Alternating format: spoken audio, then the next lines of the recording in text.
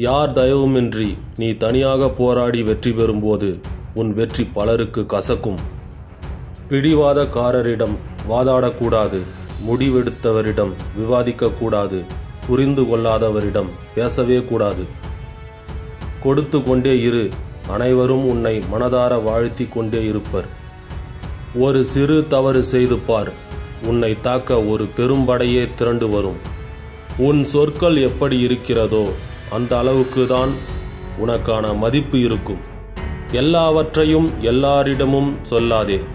சிலரிடம் கேட்பதற்கு காதுகள் இருக்கும், புரிந்து கொள்வதற்கு மனங்கள் இருக்காது.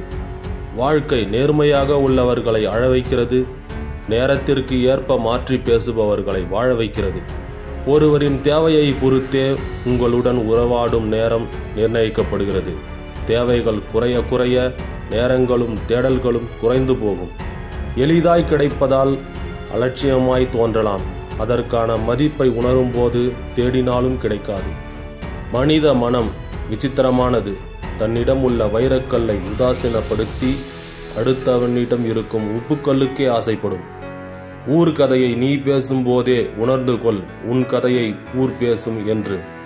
பசிக்கும் போது கிடைக்காத உணவும் பதறிய போது உதவாத உறவும் தேவையில்லை.